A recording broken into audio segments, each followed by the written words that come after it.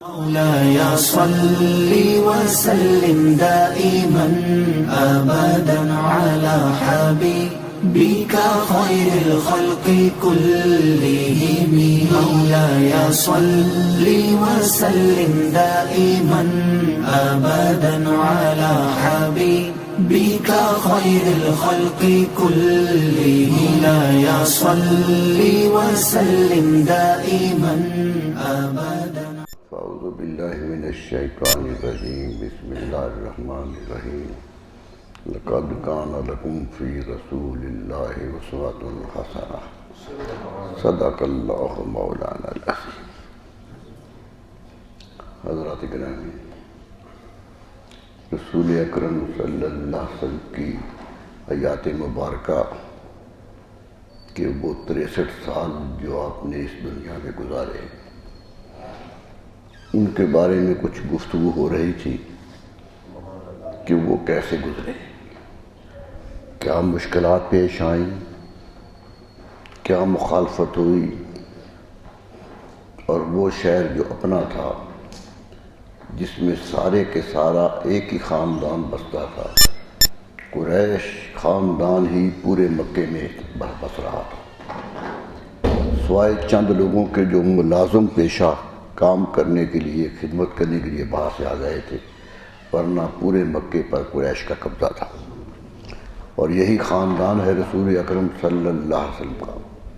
تو دیکھیے، اپنا خاندان ہے، کوئی مخالفت گروپ نہیں ہے، لیکن دشمنی کس قدر ہوئی اس سے اندازہ کر لیجئے کہ رشتہ داریاں، تعلقات، شہری ہونا، نسبتیں ہونا، رشتہ داریاں ہونا، یہ کسی کام نہیں آتی جب نظریات کا تصادم ہو جاتا ہے. جب خیالات بدلتے ہیں، نظریات بدلتے ہیں، تو یہ چیزیں پیچھے رہ جاتی ہیں. اپنے ہی تھے، مخالفت کر دی، بلکہ مخالفت یہاں تک کر دی کہ حجب لکھنے لگے. جو ان میں شاعر تھے وہ حجب لکھتے تھے نبی صلی اللہ علیہ وسلم کی. یہاں تک بات بڑھ گئی تھی. اور حجب دشمنی کی انتہا ہوتی ہے کہ کسی کے خلاف نظم لکھی جائے. اب جانتے ہیں کہ جب رسول اکرم صلی اللہ علیہ وسلم مدینہ منورہ میں تھے تو ایک نظم، ایک قصیدے کا عنوان پہنچا رسول اللہ صلی اللہ علیہ وسلم کہ یہ قصیدہ مکے میں میرے خلاف کہا گیا ہے. کہنے والے کون تھے؟ ابو سفیان بن حارث تھے.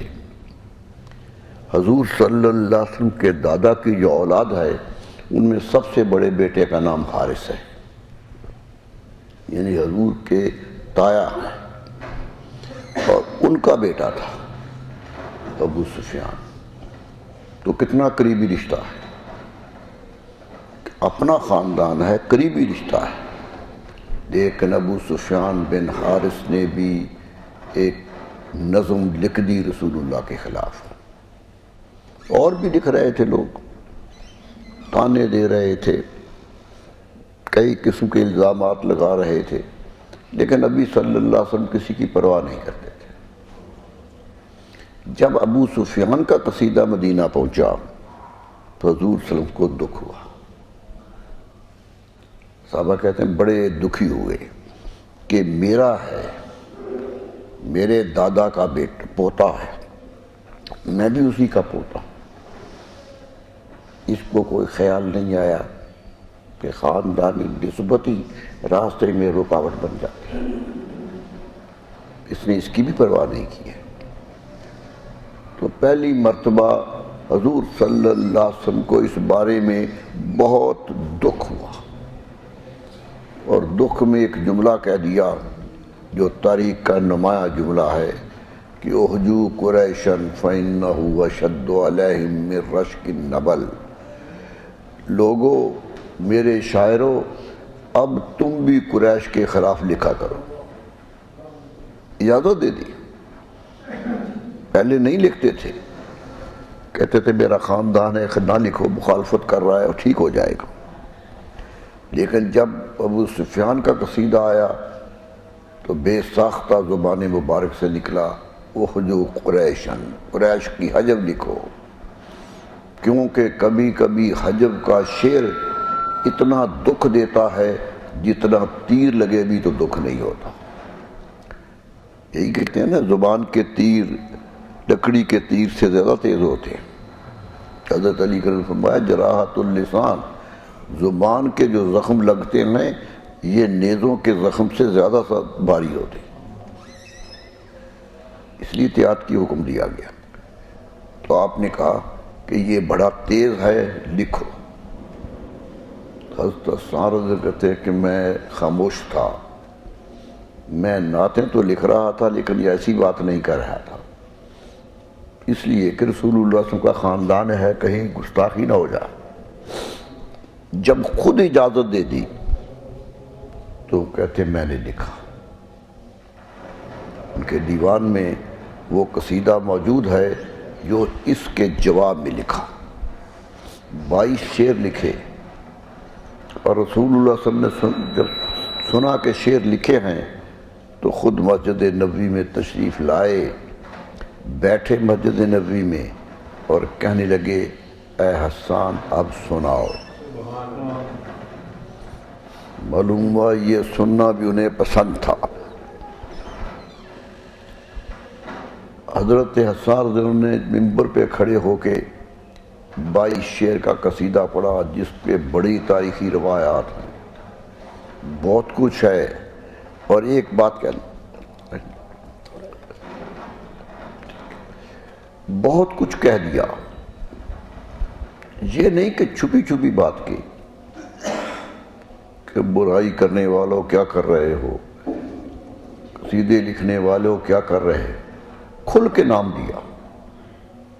الا ابلغ ابا سفیان عنی، خبردار ابو سفیان کو میری طرف سے یہ پہنچا دو، یعنی نام لے کے کہا ابو سفیان کو پہنچاؤ۔ وانت مجوف نخب ہواؤ، کہ تیرے قصیدے نے ثابت کر دیا ہے کہ تو بزدل بھی ہے، کم ہمت بھی ہے اور دل کا تھوڑا بھی ہے۔ 3 الزام لگائے ایک ہی شعر مصرے میں، مجوف کہا، نخب کہا، ہوا کہا۔ ہوا وہ آدمی ہوتا ہے جو کسی خوف میں مبتلا ہو اور اس کے رنگ اڑا ہوا۔ نخب وہ انسان ہوتا ہے جو اندر کدورت رکھتا ہو، کدورتوں سے بات کرنے والا ہو۔ مجوف کہتے ہیں جس کا پیٹ بھرا ہوا ہو، یعنی دوسرے کی دشمنی پیٹ میں پال رہا ہو، جب بھی بات کرے دشمنی کی بات کرے۔ 3 الزام لگائے اور رسول اللہ صلی اللہ علیہ وسلم تشریف فرما۔ غور کر دیجئے، آج ہمارا شاعر کہیں کوئی تردید کر دیتا ہے نا کسی کی کہ یہ بات غلط ہے، تو کہتے ہیں جی تردید نہیں ہونی چاہیے، محبت کی باتیں ہونی چاہیے۔ ارے وہ تو درباری محبت کا تھا، اتنا بڑا دربار محبت میں وہ کہہ رہے ہیں کہ ابو سفیان کو کہو جا کر حجوت محمدن فعجبت عنہ، تم نے رسول اللہ کی حجب لکھی ہے، میں اس کا جواب دے رہا ہوں۔ واضح بات کر رہے ہیں، چھپ کے نہیں کہہ رہے۔ حجوت محمدن فعجبت عنہ، میں ان کی طرف سے جواب دے رہا ہوں، میرے رسول تو جواب تمہیں نہیں دے گے، میں دوں گا۔ فَشَرُّكُمْ لِخَيْرِكُمْ الْفِدَاءُ، کیا جملہ کہہ گیا ہے۔ فرمایا تم ایک ہی خاندان کے ہو، ایک ہی خاندان کے ہو، لیکن قدرت کا فیصلہ ہے کہ ایک خاندان میں اچھا بھی نکل آتا ہے، برا بھی نکل آتا ہے۔ تو میری دعا یہ ہے کہ جو شر ہے، جو برا ہے، وہ نیک پر قربان ہو جائے۔ بچایا نہیں رسول اللہ صلی اللہ علیہ وسلم، کیونکہ رسول اللہ صلی اللہ علیہ وسلم نے کہا تھا، جب آپ نے کہا تھا میں لکھوں گا، انا لہا یا رسول اللہ، میں لکھوں گا جواب۔ آپ نے فرمایا تھا حسان ایک بات سن لو، کیف تحجوہم وانا منہم، اس خاندان کے حجب کیسے لکھے گا، میں اسی خاندان کا فرد ہوں۔ دادا کو گالی دے گا تو مجھے بھی آئے گی، چچا کو دے گا تو میری طرف بھی آئے گی۔ ایک کتنے انداز سے کہہ دیا کہ کیف تحجوہم، تم ان کی حجب کیسے لکھو گے، انہوں نے تو لحاظ توڑ دیا ہے، تم کیسے توڑو گے، میں ان میں سے ہوں، میرا خاندان ہے وہ۔ تو استاد نے جواب دیا تھا، تاریخ کا بڑا جواب ہے، فرمایا تسل منک کما تسل الشعرۃ من العجین، یا رسول اللہ آپ کو یوں بچا کے لے کے آؤں گا جیسے گوندے ہوئے آٹے سے بال نکال لیا جاتا۔ آپ دیکھیں گے ان کے خلاف لکھوں گا لیکن آپ کی ذات پہ حملہ نہیں ہونے دوں گا، آپ کی ذات پہ کوئی داغ نہیں آنے دوں گا۔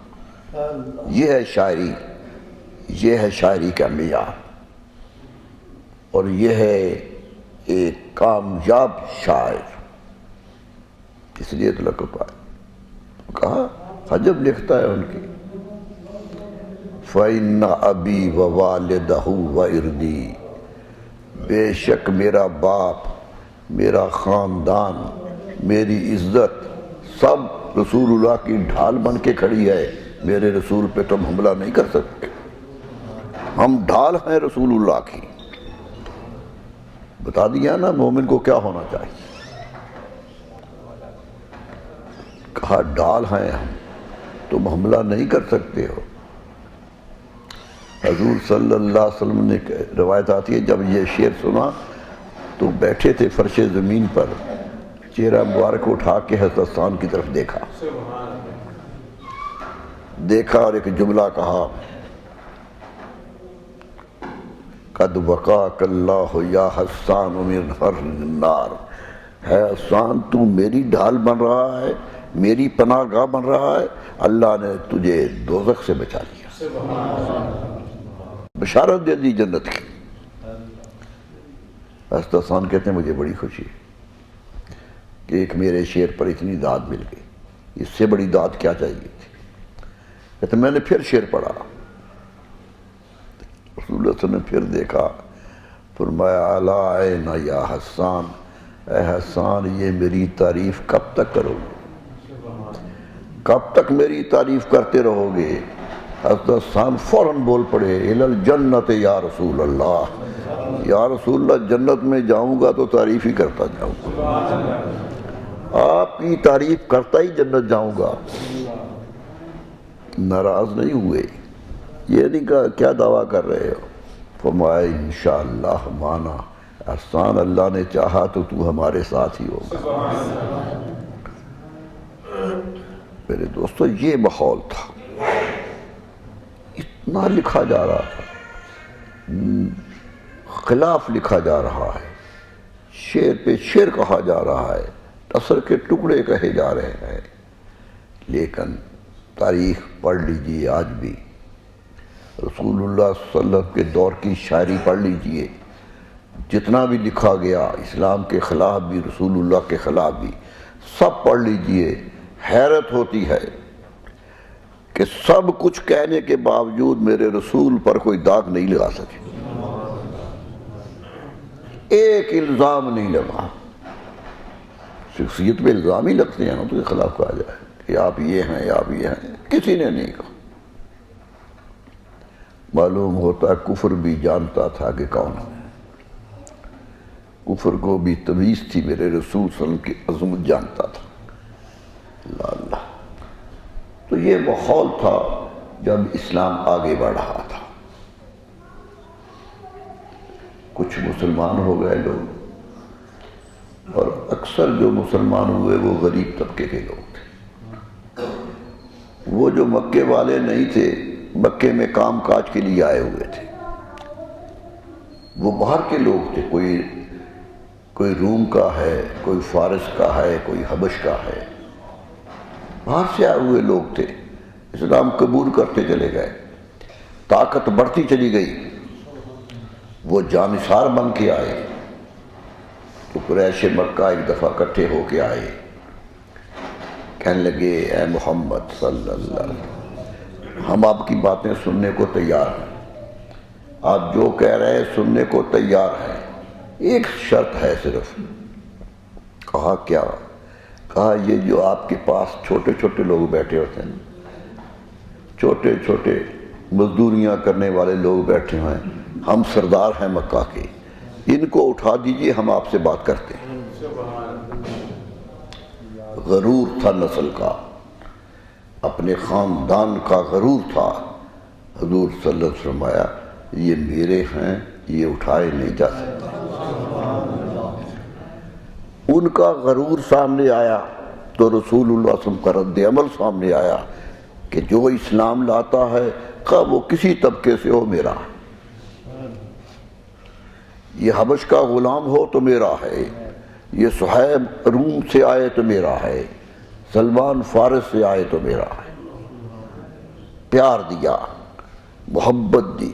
میں نے پہلے بھی کہا تھا سلمان فارسی تو عربی بھی نہیں بولتے تھے، فارس کے رہنے والے تھے، ایران کے رہنے والے تھے، ایک پادری کے بیٹے تھے۔ تورات کی کتاب میں کچھ پڑھ لیا کہ نبی آئیں گے، تو باپ سے پوچھا کہ وہ نبی کون ہوں گے؟ وہ کہنے لگا بیٹا یہ باتیں نہیں پڑھتے۔ سلمان کہتے مجھے شوق ہو گیا، باپ دروازے کو تالا لگا کے باہر جاتا تھا جہاں کتابیں پڑھی تھیں، میں ایک دفعہ کھول کے اندر چلا گیا تو دیکھا کہ رسول اللہ کی تعریف میں تورات کا یا کچھ کہہ رہی ہے، یہ چھپا رہے ہیں۔ بغاوت کر دی، باپ نے گھر سے نکال دیا۔ کہاں ایران کے شہر میں رہنے والے، کہاں گھومتے گھومتے کہاں آ گئے، اللہ اللہ، سارے بک گئے، کہتے ہیں غلام ہو گئے، لوگوں نے خرید لیا مزدور سمجھ کر، لیکن چلتے گئے، مدینہ منورہ آ گئے۔ اللہ اللہ، قسمت جب اچھی ہو تو یہی ہوتا ہے۔ آ گئے، کوئی ان کی زبان جاننے والا نہیں تھا، مکے میں کوئی بھی آدمی نہیں تھا جو ان کی بات سمجھ سکے۔ وہ کہتے میں کسی سے کوئی کھانے کی چیز بھی مانگ نہیں سکتا تھا، مجھے سمجھ نہیں آتی تھی میں کیا کروں۔ میں دربار رسالت میں حاضر ہو گیا، سلام کیا، بیٹھا، دیکھیے میرے حضور کا علم دیکھیے۔ دیکھا تو صحابہ کہتے ہیں فارسی میں باتیں کرنے لگے، اس سے عربی نہیں بولی، فارسی میں گفتگو کی۔ وہ کہتے ہیں مجھے تسلی ہو گئی کہ میرا جاننے والا کوئی ہے، کوئی ہے جو مجھے جانتا ہے۔ کہتے میں نے باتیں بتائی، خوش ہوئے، پیار کیا کہ تم میرے ہو، گھبراؤ نہیں۔ تو سلمان فارسی کہتے ہیں میں جب بازاروں میں گزرتا تھا تو ہر مجھے پوچھتا تھا کہ تیرا باپ کون ہے، نسل پوچھتے تھے، عرب تو نسل پہ مرتے تھے کہ فلاں کا بیٹا ہے، فلاں کا بیٹا۔ یہ بات تھی، پوچھتے تھے کون تیرا باپ کون ہے، کہتے تھے میرا باپ اسلام ہے، سلمان بن اسلام کہتے تھے اپنے آپ، میرا کوئی باپ نہیں ہے، میں اسلام کا بیٹا ہوں۔ اللہ اللہ، یہ ہے اعتقاد۔ رسول اللہ صلی اللہ علیہ وسلم کو خبر ہوئی کہ لوگ اس سے اس کا خاندان پوچھتے ہیں، اس کا ماں باپ پوچھتے ہیں، وہ انہیں نظر محبت سے نہیں دیکھتے کہ پتہ نہیں کون ہے۔ بلایا ایک دن، اپنے پاس بٹھایا، صحابہ اکرام تشریف فرما تھے، فرمایا صحابہ سنو میں ایک بات کہنے لگا ہوں۔ فرمایا سلمان من اہل بیتی، سلمان میرے اہل بیت کا حصہ ہے۔ کسے میں اپنے خاندان کا فرد قرار دیتا ہوں، میں میرا ہے۔ اس دن سے سلمان کہتے ہیں میری کیفیت ہی بدل گئی، جدھر جاتا تھا لوگ احترام سے اٹھتے تھے۔ میرے دوستو، اسلام نے کن کن کو کیا کچھ نہیں دیا. لتھڑے ہوئے تھے لوگ، معاشرے کی سختیوں میں پسے ہوئے تھے لوگ، کہاں سے اٹھایا کہاں لے گئے. یہ ہے کرم میرے نبی صلی اللہ علیہ وسلم. اللہ اللہ. میرے ایک دوست بتا رہے تھے کہ میں حضرت سلمان فارسی کے مزار پہ گیا، دمشق میں ہے کیا، تو کہا جا کر یہ کیفیت طاری ہو گئی کہ کہاں کا تھا، تلاش حق میں کہاں آ گیا، اور آج ان کی قبر مرجع خلائق ہے. کہتے لائنیں لگی ہوئی تھی لوگوں کو سلام کرنے کی. میرے دوستو، اسلام نے عزت دی ہے، انسان کو برتر کیا ہے، چھوٹوں سے اٹھا کے بڑا کر دیا ہے، اور بڑائی کا معیار بدل دیا ہے کہ بڑا کون ہے. حضرت بلال بھی تو چھوٹے ہی تھے. ارے آج جانور خریدتا ہے آدمی کہتا میرا ہے، وہاں تو انسان بکتے تھے. حضرت بلال بکے ہوئے تھے، مالک کے خلاف کچھ نہیں کر سکتے تھے. عرب کا ماحول اس قسم کا تھا کہ اگر غلام مار بھی دیے جائے تو مقدمہ درج نہیں ہوتا تھا کہ اس کا ہے، مار دیا اس نے. یہ کیفیت تھی، جو کمائے وہ مالک کا، جو مالک حکم دے وہی کرنا ہے. اتنی سختی اس دور کی حضرت بلال نے برداشت کر لی، رسول اللہ نے اپنا بنا لیا. تو کیا ہوا، وہی غلام جو تھا وہ سردار بن گیا. حضرت فاروق اعظم رضی اللہ عنہ خلیفہ وقت تھے، دنیا میں ان سے بڑا طاقت اور حکمران کوئی نہیں آیا. اتنی طاقت تھی، حضرت بلال کو جب دیکھتے تھے تو کہتے تھے سیدنا بلال، بلال تو میرا سردار ہے. یہ تھی عظمت. اسلام نے چھوٹا نہیں دیکھا، رنگت نہیں دیکھی کہ کالا ہے یا کیا ہے. میرے دوستو، حقیقت یہ ہے کہ اسلام نے کردار دیکھا ہے، سیرت دیکھی ہے کہ ڈل جاؤ اپنے رسول کی سیرت میں، کامیابیاں تمہاری ہیں. کہاں کے بھی ہوگے عظمتیں تمہیں ملے گی. عظمت تمہارے لیے ہے، صرف شرط یہ ہے کہ تم اس کے ہو جاؤ جس نے پیدا کیا ہے. اپنے رسول کے دربار میں جھک جاؤ، جھکنے سے رفعتیں ملتی ہیں. کیا کہا تھا ایک شاعر نے کہ جھکنے والوں نے رفعتیں پائی، بلندیاں ملی جو جھکا. جھکنے والوں نے رفعتیں پائیں، ہم خود ہی کو بلند کرتے رہے، ہم اپنے آپ کو بلند کرنے کی کوشش کرتے رہے. میرے دوستو، بلندیاں انہیں ملی جو ان کے در پر چلا گیا. جو ان کا ہو گیا وہ بڑا ہو گیا. ایک ایک صحابی کو عزت دے دی، ایک ایک ماننے والے کو عزت دے دی. کبھی نفرت نہیں کی، کبھی ایسا نہیں کیا کہ یہ بڑا بیٹھا اس سے بات کرنی ہے، چھوٹے سے نہیں کرنی. سب کو ایک صف میں بٹھا دیا، ایک ہی صف میں کھڑے ہو گئے. محمود و ایاز اقبال ہے، غلام اور بادشاہ ایک ہی صف میں کھڑے کر دیے. اور بڑی عجیب شعر ہے اقبال کا کہ عبد مسلم کم تر از احرار نیست. مسلمان غلام بھی ہو تو وہ آزاد سے چھوٹا نہیں ہے. عبد مسلم کم تر از احرار نیست، خون شاہ رنگی تر از معمار نیست. بادشاہ کے خون ایک مزدور کے خون سے زیادہ رنگین نہیں ہوتے، ایک ہی رنگ کے ہوتے ہیں. قدرت کا نظام دیکھیے کہ قدرت خون کا دھارا نکلے تو ایک ہی جیسا. فرمایا ہم نے تو ایک ہی بنایا تھا. کلکم من آدم و آدم من تراب. خاجری آخری حج پہ تقریر کرتے ہوئے نبی صلی اللہ علیہ وسلم نے فرمایا سب سے بڑی تقریر آپ کی وہی ہے جو آخری حج میں کی، بڑی تفصیلی تقریر ہے، پورا اسلام بیان کر دیا۔ فرمایا یاد رکھو لا فضل لعربی علی عجمی، کسی عربی کو کسی عجمی پہ فضیلت نہیں ہے، لا لأحمر اسود، اور کسی سرخ رنگ والے کو کالے رنگ والے پہ فضیلت نہیں ہے۔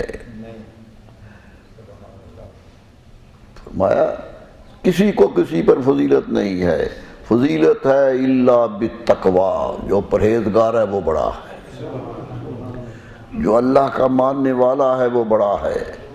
کلکم من آدم، گورے اور کالو سنو کہ تم سب آدم کی اولاد، باپ سب کا ایک ہے، یہ نہیں کہ دو باپ رب نے بنائے تھے کہ ان سے کالے پیدا ہوں گے ان سے گورے پیدا ہوں۔ کلکم من آدم وہ آدم من تراب، اور آدم مٹی سے بنائے گئے تھے، مٹی جیسی عاجزی پیدا کرو۔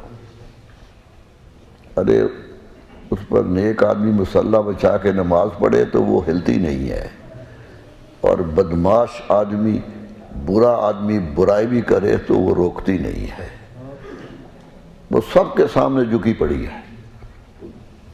ایک زمین سب کے لیے ہے، سب کو دیتی ہے، اس کی چھاتی پہ کھڑے ہو کے گناہ کرتے ہو، اس کے سطح پہ کھڑے ہو کے بہت بڑے ظلم کرتے ہو، لیکن وہ اتنی رحیم و کریم ہے کہ جب مرتے ہو تو سینہ پھر بھی کھول دیتی ہے کہ آ جاؤ، ورنہ دفن کرنے سے انکار کرتے کہ یہ تو میرا نہیں تھا، وہ سینہ کھول دیتی ہے کہ آ جاؤ۔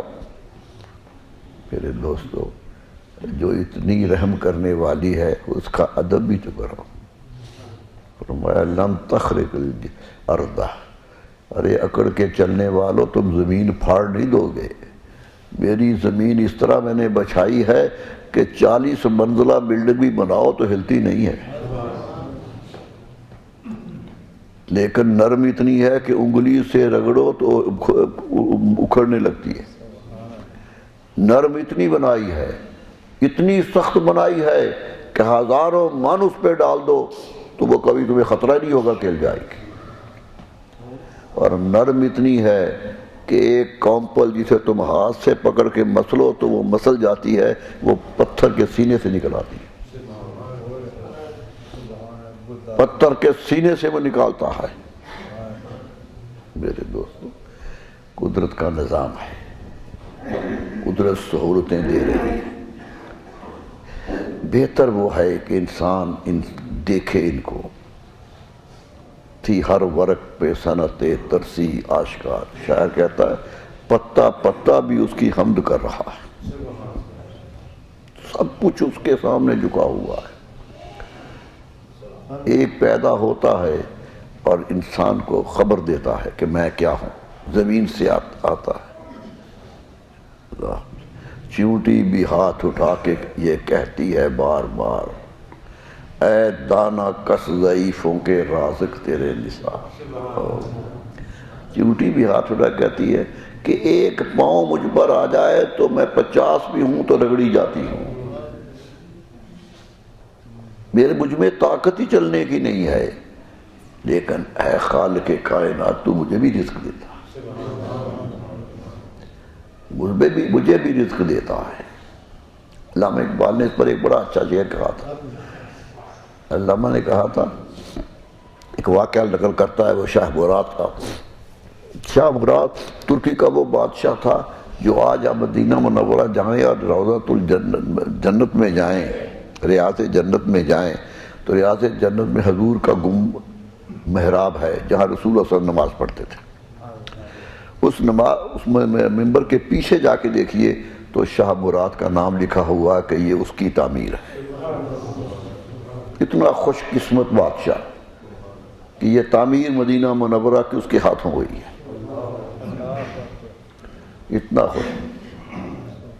اس کا واقعہ اقبال نقل کرتا ہے، بڑا تفصیل ہے، اس میں تفصیل میں نہیں جاتا، لیکن آخر کہتا ہے کہ اس بادشاہ پر بھی ایک مزدور غالب آ گیا تھا، عدالت نے فیصلہ مزدور کے حق میں دے دیا تھا، بادشاہ کے خلاف دے دیا تھا۔ تو اقبال اسے کہتا ہے یافت مورے بر سلیمان ظفر، لوگوں دیکھو چیونٹی حضرت سلیمان پہ فتح پا گئی ہے، اتنی طاقت آ گئی ہے اس کی، خطوت آئین پیغمبر نگر، میرے نبی کی شریعت کی طاقت دیکھو کیا طاقت کیا ہے میرے پیش قرآن بندہ و مولا یکیس، قرآن کے سامنے غلام اور آقا برابر کھڑے ہیں، بوریاؤ مسند دیبا یکیس، بوریوں پہ بیٹھنے والا اور تخت پہ بیٹھنے والا ایک ہی صف میں کھڑے ہیں۔ یہ تو امتحان لیا، کسی کو دے دیا کسی کو نہ دیا، کسی سے چھین لیا، لیکن کہہ دیا کہ لوگوں جتنا دیتا ہوں اتنا امتحان لیتا ہوں۔ اگر آپ کو 10,000 روپے دیا ہے تو 11,000 کا حساب نہیں ہوگا، 10 ہی کا ہوگا، اور حساب میں سوچو جس کے پاس زیادہ ہوگا اس کا ہی حساب لمبا ہوگا، تو اس کے حساب سے ڈرو، لمبائی کی امید نہ رکھو۔ کیا حساب دیں گے؟ حضرت باجی بستامی کہا کرتے تھے مجھے رب نے پوچھا کہ باجی بستامی کون سا عمل لے کے آئے ہو، تو میں کہوں گا یا اللہ کوئی عمل میرا بتاؤ جو تیرے حکم کے برابر نہیں تھا، میں نے تو تیرے حکم میں زندگی گزاری ہے، یہ ہے زندگی جو کامیاب ہے۔ تو میں گزارش کر رہا تھا اسلام بڑی نزاکتوں سے بڑی مشکلوں سے آگے بڑھا، آخر رسول اللہ صلی اللہ علیہ وسلم مکے سے مدینہ چلے گئے، مدینہ ہجرت ہو گئی، مدینے والوں کا کچھ اچھا سلوک نظر آیا، ان میں کچھ دین کی خبر نظر آئی، کیونکہ یہودی پاس سے باتیں کرتے رہتے تھے، وہ الہام کی باتیں جانتے تھے، چلے گئے مدینہ منورہ چلے گئے، استقبال ہوا، بڑا استقبال ہے، پورا مدینہ امڑ کے آیا تھا کہ میرے رسول آ رہے ہیں، کہتے کئی کئی میل باہر نکل کے دیکھتے تھے کہ قافلہ کدھر سے آ رہا، اور آواز یہی آ رہی تھی کہ رسول اللہ آ رہے ہیں، ساتھ ابو بکر ہیں، قافلہ رک رہا تھا۔ اللہ اللہ، کئی جگہ گئے، بہت تفصیل ہے، حضرت ام بابت کے پاس بھی گئے، ایک صحرا نشین، ایک بکریاں پالنے والی عورت جو بکریوں کے دودھ پہ گزارا کرتی ہے، صحرا میں رہتی ہے، رسول اللہ صلی اللہ علیہ وسلم وہاں چلے گئے، گزرتے ہوئے راستے میں جگی آ گئی، حضرت اکبر آگے بڑھے، کہنے لگے مائی کوئی پینے کو چیز ہے، کوئی دودھ ہے، ہم سفر سے آ رہے ہیں۔ کہنے لگے افسوس دودھ تو نہیں ہے، کہا بکریوں کا بیچے، کہتے جتنا تھا دے دیا، اور بکریاں میرا شوہر بار چرانے کے لیے لے گیا۔ حضرت اکبر نے کہا بھائی وہ ایک بکری کھڑی نظر آ رہی ہے، اسی کا دے دو۔ کہنے لگی وہ تو بانجھ ہے، اس کا تو دودھ نہیں ہے۔ فرمایا تم اجازت دے دو، فیصلہ ہم کریں گے۔ ہاتھ رکھا اور برتن کے برتن بھر گئے دودھ سے، مائی سے کہا جو بھی برتن ہے لے آؤ۔ کچھ دن ٹھہرے، مائی نے غور سے رسول اللہ کو دیکھا، ایک صحرا نشین ہے، پڑھی لکھی نہیں ہے، جنگل میں پلی ہوئی عورت ہے، دیکھا اور محبت سے دیکھا، چلے گئے۔ شوہر آیا، کہنے لگا کیا بات ہے آج رونق بڑی ہے گھر میں؟ کہنے لگی ایک رونق بخشنے والے آئے تھے۔ کہنے لگا کیسے تھے؟ مائی نے صفات بیان کی، آج ہمارے پاس حلیہ رسول کی وہی صفات ہیں جو ام بابت نے بیان کی۔ سر کے بالوں سے لے کر پاؤں کے ناخن تک چلی گئی، کہ یہ ایسے تھے، یہ ایسے تھے، یہ ایسے تھے. اور آج مورخین اور مفسرین جب بھی حلیہ رسول لکھنا چاہتے ہیں تو میں بابت کے دربار پہ حاضر ہو جاتا ہوں. حیرت ہے کہ جو زبان اس نے استعمال کی، جس طرح تعریف کی ہے اس نے کائنات کا بڑے سے بڑا شاعر اور ادیب اور بڑا سا عالم بھی نہیں کر سکتا. کھل کے اس نے کہا اللہ اللہ. کہنے لگا میں نے سنا ہے کہ ایک نبی ہوئے، کہیں وہی تو نہیں آ گئے تھے؟ حضور چلے گئے، رحمتیں بکھیرتے ہوئے چلے گئے. گھر کے ساتھ رہنے والے نہیں مان رہے ہیں، سیراب میں ایک سیران نشین مار رہی ہے. یہ قدرت کا نظام ہے. چلے گئے، گزر گئے. وہ اولیا آج بھی ہمارے پاس ہے. جب بھی پڑھتے ہیں تو حلیہ رسول پر داد تو دیتے ہیں، لیکن بابت کے الفاظ پہ قربان ہونے کو جی چاہتا ہے. کیا لفظ استعمال کرتے ہیں. اور کیا ہوتا ہے، بموں کی ساخت بھی گن گئی کہ بمیں کیسی تھیں، پلکوں کا رنگ بتا گئی کہ کیسا تھا، ایک ایک چیز بتا دی اس نے. اللہ اللہ. سینہ کیسا تھا، کھڑے ہوتے تھے تو کیسے تھے، بیٹھے تھے تو کیسے تھے. قدرت نے اس کی نظر کو اتنا حوصلہ دیا تھا کہ وہ رسول اللہ کے اوصاف گن گئی، اور قیامت تک یہ علماء کی امام بن گئی کہ اگر رسول اللہ کو دیکھنا ہے تو مجھے پڑھو. اتنا بڑا مقام لے گئی.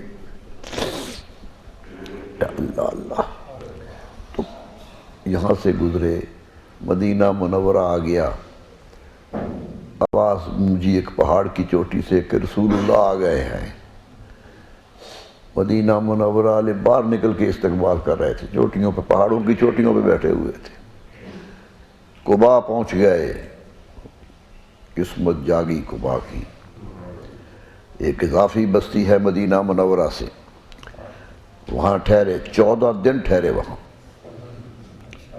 وہاں مسجد بھی بنائی، دیکھی ہوگی آپ نے، اور فرما دیا کہ گھر سے وضو کر کے آؤ اور مسجد قباء میں 2 نفل پڑھو، حج کا ثواب لو. یہ پہلی لمسجد اسست علی التقوی، قرآن کہتا ہے یہ وہ مسجد ہے جس کی بنیاد تقوی پہ رکھی گئی ہے. تقوی پہ بنیاد رکھی گئی مسجد کی. بڑی شان ہے اس مسجد کی، بڑی احادیث ان کے بارے میں آئی ہیں. اللہ توفیق دے جانے کی. تو جب بھی موقع ملے تو قباء ضرور جائیے گا. دیکھیے میرے رسول وہاں ٹھہر کے گئے تھے. قبیلے بستے تھے، قریب لوگ بستے تھے، ان سے پیار بھی کیا، محبت بھی کی. پھر روانہ ہو گئے مدینہ منورہ. قباء اور مدینہ کے درمیان جگہ آتی ہے، بنو سالم کا محلہ ہے. ایک قبیلہ تھا جو وہاں بستا تھا. وہاں پہنچے تو جمعہ کا وقت آ گیا. یہ پہلا جمعہ ہے جو میرے رسول صلی اللہ علیہ وسلم نے پڑھا ہے، کیونکہ جمعہ اجتماع کا نام ہے، اور اجتماع خوف میں نہیں ہوتا. مکہ میں تو خوف طاری تھا. پہلا موقع ملا تو جمعہ پڑھا. جمعہ کی آیت آ گئی. اللہ تعالیٰ نے جمعہ کا پڑھنے کا لازم قرار دے دیا. پہلا خطبہ جمعہ تاریخ اسلام میں رسول اللہ صلی اللہ علیہ وسلم نے بنو سالم کے محلے میں دیا. وہاں سے پھر مدینہ منورہ چلے. یہ قباء سے مدینہ کے درمیان میں جگہ ہے. پھر آگے چلے. مدینہ والے دوڑ دوڑ کے آگے آ رہے تھے. اونٹنی کے گرد جمگھٹا تھا، دیکھ رہے تھے. پوچھنے کہ حضور ہمارا گھر بڑا ہے، ہمارے پاس آسائشیں بھی بڑی ہیں، ہمارے گھر آ جائیے. کوئی کہتا تھا حضور میرا قبیلہ بڑا ہے، وہاں آ جائیے، محفوظ رہیں گے. لوگ اپنی اپنی باتیں کرتے. آپ نے فرمایا میں نے نہیں ٹھہرنا ہے، میں نے اپنی اونٹنی کو اختیار دے دیا ہے، جہاں ٹھہرے گی وہاں ٹھہر جائے گی۔ اونٹنی کی بھی عظمت دیکھیے جو رسول اللہ کے قیام کی جگہ کا تعین کر رہی ہے، عظمت دیکھیے اس کی، وہ جہاں ٹھہری۔ اللہ اللہ، ابو ایوب انصاری کا گھر پاس تھا، ہم نے کہا ہم اسی گھر میں ٹھہریں گے۔ ابو ایوب کوئی امیر آدمی نہیں تھے، قسمت جاگ پڑی۔ کہتے ہیں میرے گھر میں جگہ نہیں تھی، میں نے رسول اللہ کو لوگ ملنے آتے تھے نیچے کمرے میں ٹھہرا دیا، اور ہم بال بچے لے کر اوپر چلے گئے۔ اللہ اللہ، محبت کی دنیا دیکھیے کس طرح محبت کی ہے رسول اللہ صلی اللہ علیہ وسلم۔ قسمت کی بات ہوتی ہے میرے دوستو، اللہ فیض کرے تو یوں کرتا ہے۔ وہاں مکان پہ ٹھہرے ہوئے مسجد نبوی کی بنیاد رکھی، سامنے جگہ تھی خالی، پوچھا یہ کس کی ہے؟ لوگوں نے کہا جی مالک تو فوت ہو چکا ہے، 2 یتیم بیٹے ہیں ان کی ملکیت ہے۔ فرمایا بیٹوں کو بلاؤ، بلایا بیٹوں کو، کہا بیٹو اگر بیچنا چاہو تو ہم خرید لیتے ہیں۔ بچے کہنے لگے یا رسول اللہ ہم اسے پیسے ہی پیش کر دیتے ہیں، ہمارا تحفہ قبول کر لیجئے۔ فرمایا نہیں تم چھوٹے ہو، ابھی لین دین کے قابل نہیں رہے، اس کی قیمت ہی جٹاؤں گا، میں ویسے نہیں لوں گا۔ دیکھیے قانون بتا دیا کہ کاروبار کرنے کے لیے بیٹوں کی عمر کا خیال رکھو۔ فرمایا نہیں پیسے دیں گے جو اس ماحول میں بنتے ہیں۔ طے ہو گئے پیسے کتنے دینے ہیں۔ حضرت صدیق اکبر سے کہا ابو بکر اس کی قیمت ادا کر دو۔ حضرت ابو بکر فخر سے کہا کرتے تھے کہ قیامت تک جو مسجد سجدہ گاہ رہے گی مومنوں کی وہ میری خریدی ہوئی ہے۔ آج کہتے ہیں کہ اینٹ لگائے کوئی تو ثواب ملتا ہے مسجد میں، اور جس کی مسجد میں دنیا جہان نماز پڑھتی ہے، خود سرور کائنات نماز پڑھتے رہے، اس کا ثواب کتنا ہوا ہوگا یہ تو حد و حساب سے زیادہ۔ مسجد تعمیر ہوئی، صدیق اکبر رضی اللہ عنہ 4000 دینار میں لے کے مکے سے ساتھ آیا تھا۔ جتنی دولت میرے پاس تھی، میں تاجر تھا، پیسے تھے میرے پاس، میں سارے لے آیا تھا، گھر میں کچھ نہیں چھوڑ کے آیا تھا، اور یہی رسول اللہ کی خدمت میں پیش کیے، تعمیر میں بھی لگائے، خریدنے میں بھی لگائے۔ عجیب حیرت ہوتی ہے، کال کہتا کہ مجھے سمجھ نہیں آتی کہ جب کوئی چیز لیتے تھے تو قیمت پوچھ کے لیتے تھے، حضرت ابو بکر سے بغیر قیمت کے لے لیتے تھے۔ کہتا مجھے شک پڑتا ہے کہ وہ حضرت ابو بکر کی جائیداد کو اپنی جائیداد ہی سمجھتے تھے۔ جب بھی کوئی ضرورت ہوئی کہا ابو بکر ادا کر دو۔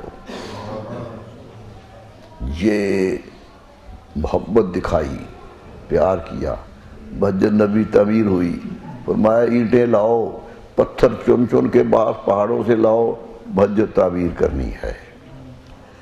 صحابہ پتھر اٹھا اٹھا کے لا رہے تھے۔ ایک صحابی کہتا میں حیرت زدہ ہو گیا کہ میں نے بھی پتھر اٹھایا تھا تو میرے رسول نے بھی پتھر اٹھایا ہوا تھا۔ فرمایا میں نے جسم کا حصہ کپڑا اٹھا ہوا تھا اور پتھر ساتھ لگا ہوا تھا، مٹی جسم پہ لگی ہوئی میں نے دیکھی ہے۔ بتا دیا یہ مسجد سب کی ممدوح ہوتی ہے، کرو۔ پتھر آئے، زمین ہموار ہوئی، پتھر رگنے لگے تو خود آئے۔ اللہ اللہ، ایک پتھر اٹھایا اور رکھا، بنیاد رکھی، خود پتھر رکھا، اور پتھر رکھ کے کہا ہے نا ابو بکر کہاں ہے؟ صحابہ نے کہا جی ہے۔ فرمایا ابو بکر پتھر لاؤ اور میرے پتھر سے جوڑ کے پتھر رکھ دو۔ پھر حضرت فاروق اعظم کو آواز دی کہ عمر لاؤ ابو بکر کے پتھر سے جوڑ کے پتھر رکھ دو۔ میرے دوستوں، حضرت عثمان کو بلایا، حضرت علی کرم اللہ وجہ کو بلایا اور پتھر رکھوائے، بتا دیا ترتیب یہ ہے میری، اس ترتیب کو بھولنا نہیں ہے۔ مسجد تعمیر ہو گئی۔ صحابہ نے کہا حضور پتھر تو آ گئے ہیں لیکن گارا کوئی نہیں ہے۔ فرمایا کسی کو بلاؤ جو گارا بنائے۔ کسی نے کہا یہاں ایک حبشی ہے جو گارا بہت اچھا بناتا ہے۔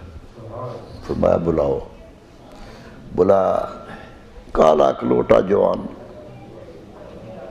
جسم پہ کپڑے بھی پورے نہیں ہیں۔ آپ نے کہا گارا بنا لیتے ہو؟ کہا جی بنا لیتا ہوں۔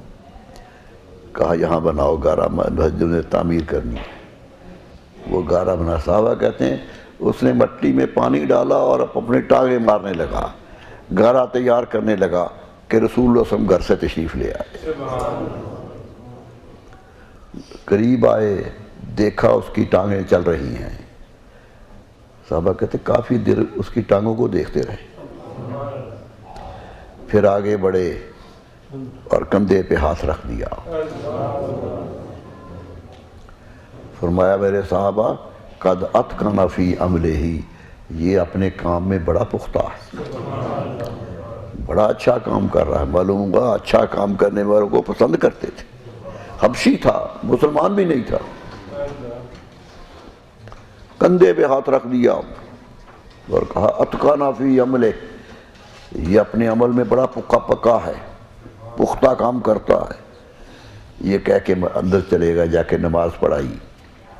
واپس لوٹے تو وہ حبشی سامنے کھڑا ہو گیا، ہاتھ جوڑ کے کھڑا ہو گیا، کہنے لگا یا رسول اللہ کندھے پہ ہاتھ رکھ دیا ہے تو اپنا بھی بنا دی۔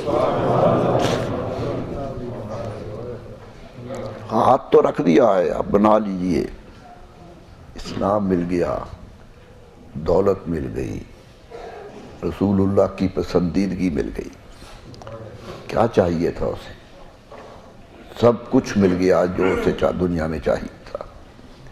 یوں مسجد تعمیر ہوئی، کچا فرش، چھت پہ کھجور کی ٹہنیاں ڈال کے مٹی ڈالی گئی۔ کہتے بارش ہوتی تھی تو اندر سے پانی ٹپکتا تھا۔ زمین کچی تھی، قدرت کہہ رہی ہے کچی ہو خلوص سے جو اس سے سالت تقوی، جو تقوی کی بنیاد پہ بنائی جائے وہی قبول ہے۔ آج تو مسجد دیکھ کے حیرت ہوتی ہے نا کتنی بڑی بن گئی، اور ایک کچی مسجد تھی۔ صحابہ کرام آتے تھے، سجدہ کرتے تھے تو ماتھے پہ مٹی لگی ہوتی تھی۔ کہتے ہیں رسول اللہ صلی اللہ علیہ وسلم ایک دفعہ مسجد نبوی میں آئے تو حضرت علی رضی اللہ عنہ زمین پہ سوئے ہوئے تھے، فرش زمین پہ مٹی پہ سوئے ہوئے ہیں۔ سوئے ہوئے پہلو یوں بدلا تو ادھر مٹی لگ گئی، ادھر بدلا تو ادھر مٹی لگ گئی، سارے منہ پہ مٹی لگی ہوئی ہے۔ حضور صلی اللہ علیہ وسلم آئے، محبت سے دیکھا اور پاؤں سے ہلایا، فرمایا کم کم یا ابا تراب، اے مٹی کے باپ کھڑے ہو جاؤ، اٹھ جاؤ۔ مٹی والا کہہ دیا آج تک لقب ان کا ابو تراب ہے، فخر ہے انہیں کہ مجھے رسول اللہ نے ابو تراب کہا تھا۔ میرے دوستو یوں حالت تھی، یہ کیفیت تھی۔ کیا ہوا؟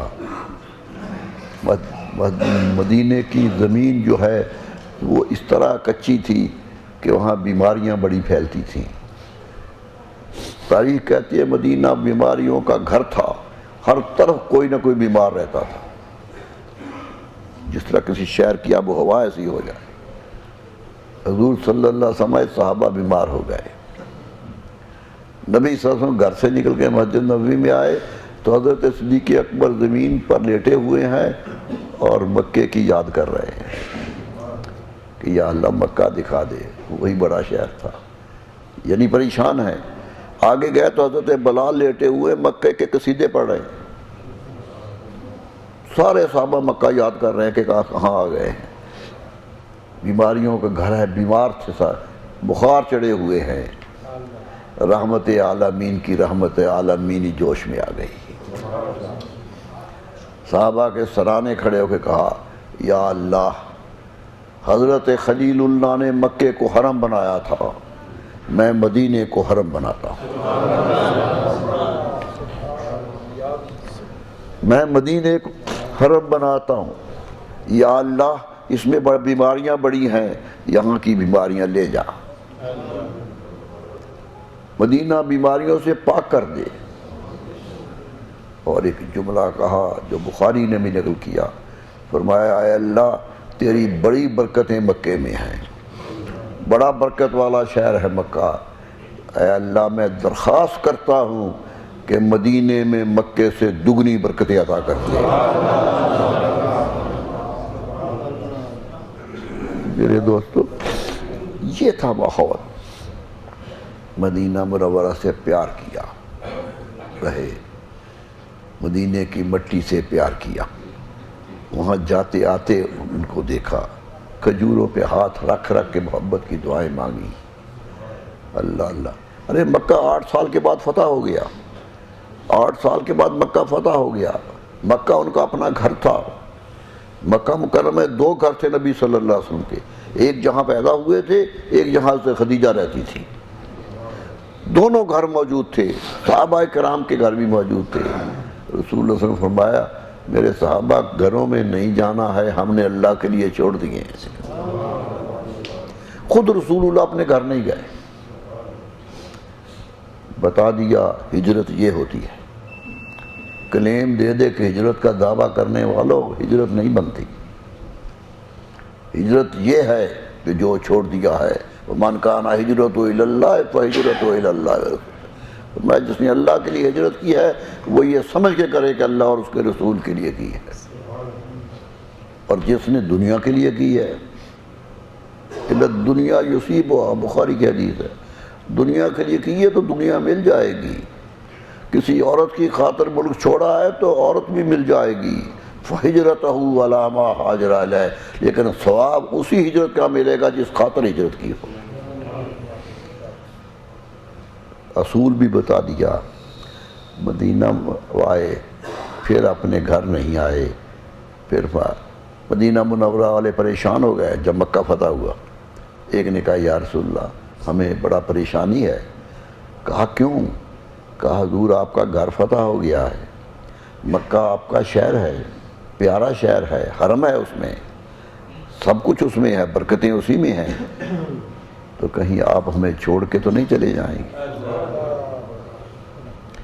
پھر مکہ تو نہیں چلے جائیں گے؟ فرمایا نہیں، میں مدینے میں آیا ہوں تو مدینے ہی میں رہوں گا، اب واپس نہیں جاؤں گا۔ صحابہ کو حوصلہ ہو گیا، یہ ہو گیا۔ وہ بھی حدیث میں نے آپ کو سنائی تھی کہ جب حضور سب دنیا سے جانے لگے تو ایک صحابی آ کے پریشان ہو گئے، کہنے لگے یا رسول اللہ آپ کا مرتبہ اللہ نے بڑا بلند کیا، آپ نے فرمایا کہ موسیٰ علیہ السلام معراج کی رات 6 آسمان پہ ملے تھے، ابراہیم علیہ السلام 7ویں آسمان پہ تھے، حضرت عیسیٰ علیہ السلام 4تھے آسمان پہ تھے، آدم علیہ السلام پہلے آسمان پہ تھے، سارے آسمانوں پہ چلے گئے، یا رسول اللہ آپ بھی چلے جائیں گے؟ اللہ محبت بولتی تھی میرے دوست۔ فرمایا فیصلہ تو یہی تھا، لیکن میں نے اپنے رب سے خود درخواست کی ہے کہ اے میرے پروردگار میں مدینہ چھوڑ کے جانا نہیں چاہتا، اس لیے گھبراؤ نہیں، جب مدینہ آؤ گے مجھے یہیں پاؤ گے۔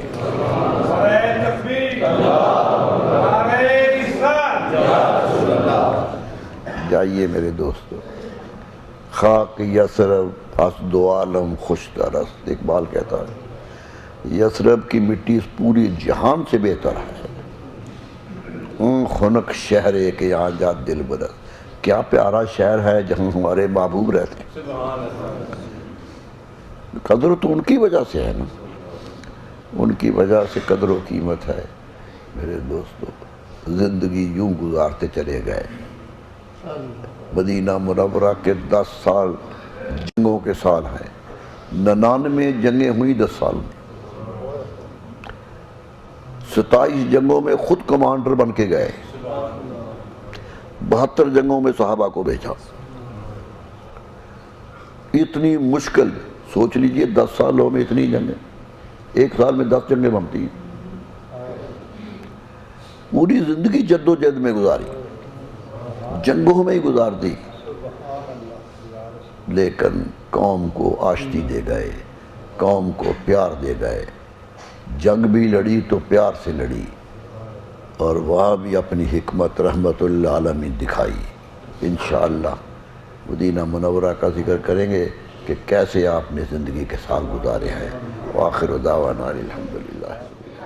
مولاي صل وسلم دائما أبدا على حبيبك خير الخلق كلهم.